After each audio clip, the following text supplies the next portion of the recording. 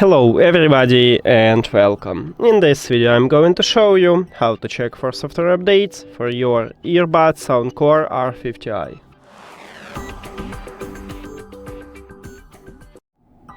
You have to start by open SOUNDCORE application, and if you add your earbuds to the application you will see it at the device list. Tap on it and then go to the settings at the right top. Right here at the bottom we have update firmware. Firmware is the same as software, so you need to tap on it and it check the last software version, and it said that I have the last one. If you haven't, install a new one. Right here at the bottom you will see circle with download. You just tap on it and then you will see the second circle with install, and you also tap on it and you can update software version with it. That's it.